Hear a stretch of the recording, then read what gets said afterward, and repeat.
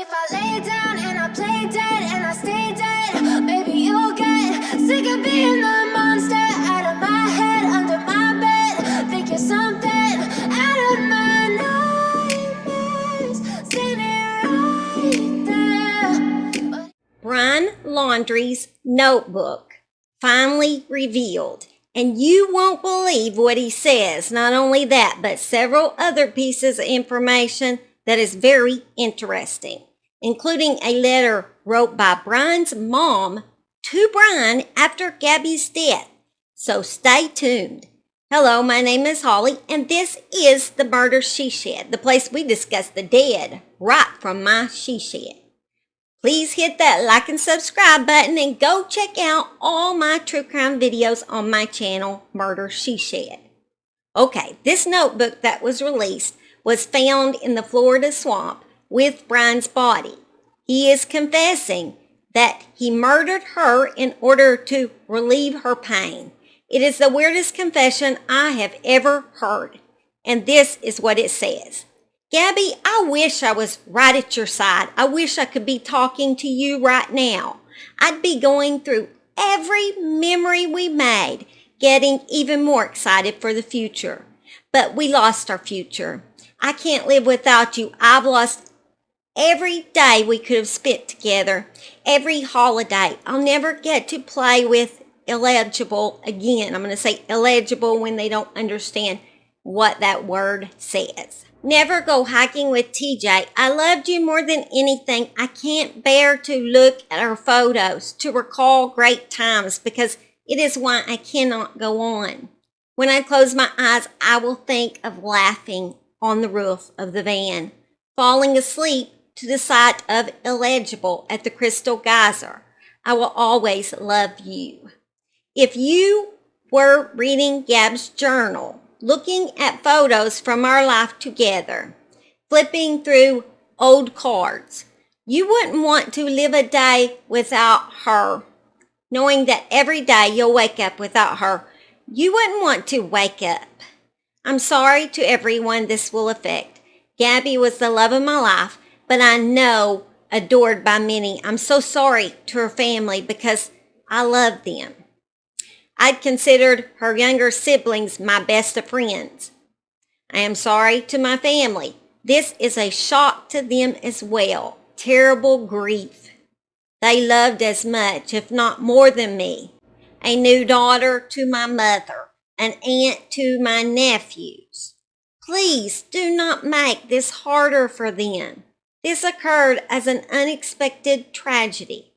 Rushing back to our car, trying to cross the streams of Spread Creek before it got too dark to see, too cold, I hear a splash and a scream. I could barely see. I couldn't find her for a moment. Shouted her name. I found her breathing heavily, gasping my name. She was freezing cold. We had just came from the blazing hot national parks in Utah. The temperature had dropped to freezing, and she was soaking wet. I carried her as far as I could down the stream towards the car, stumbling, exhausted and shocked, when my knees buckled and I knew I couldn't safely carry her.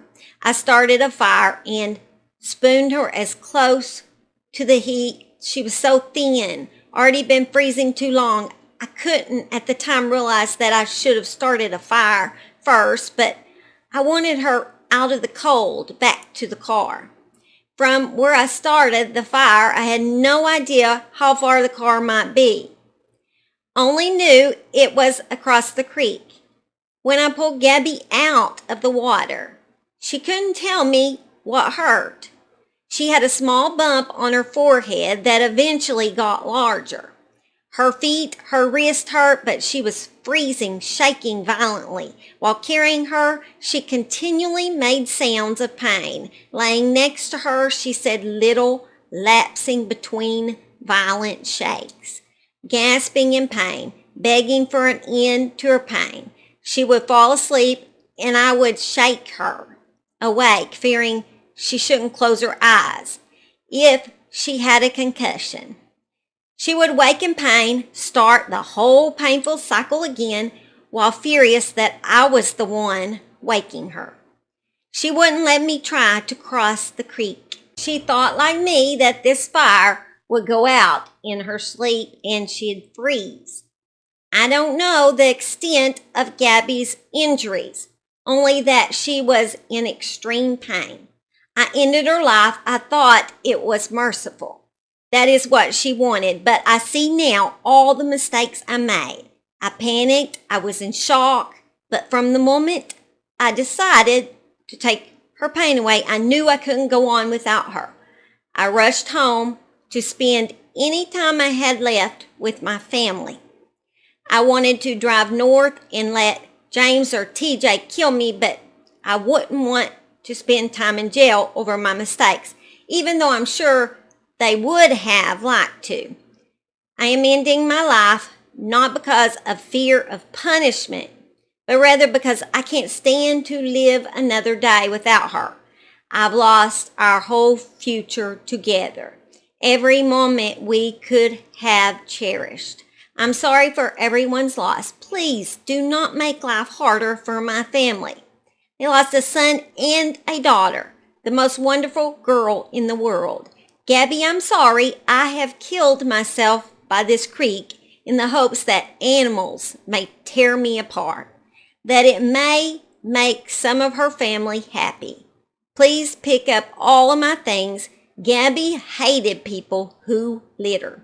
The Petito lawyer is saying that they were close enough to a place where he could have found help for Gabby. So his note does not make sense.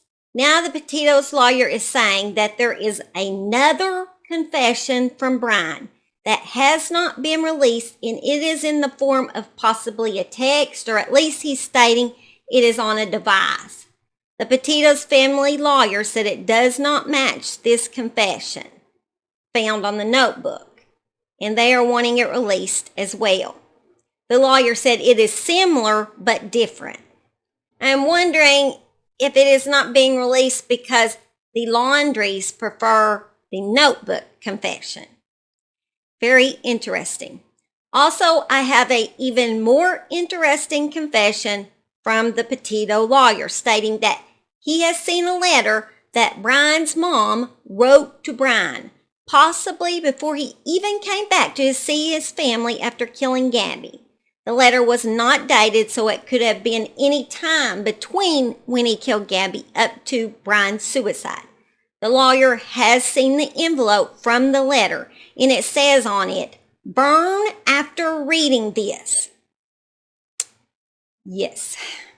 This letter was found in the Laundrie's home, but it had been in Brian's van.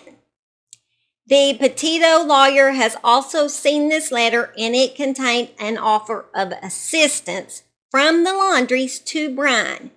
He stated the assistance was not in the form of leaving the country. He describes it as an odd letter. He said that the assistance involved Gabby. I am wondering if it is possibly assistance with hiding Gabby's body. He said one sentence in the letter said, "If you go to jail, I will bake a cake and put a saw in it." But I'm confused if it was before he came back home, how he received the letter, if he was traveling. So possibly it was when he left them in order to commit suicide.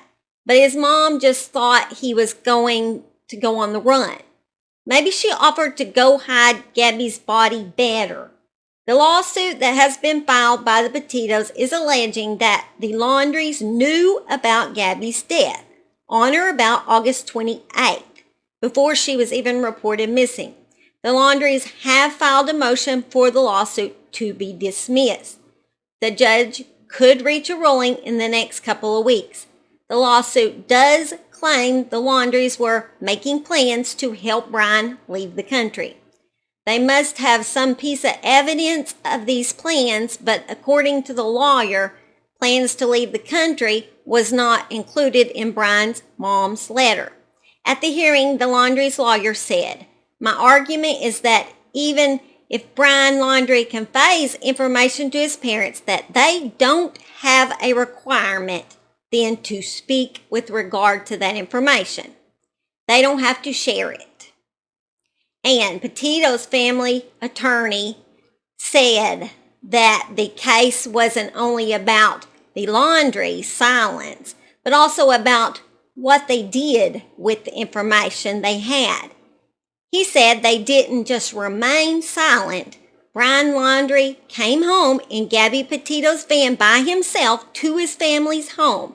A family knowing that Gabby was dead, knowing their son had murdered her, knowing where the body was, and in particular, knowing that Joseph Petito and Nicole Smith were desperate to learn where their daughter was located. Instead, they went on vacation.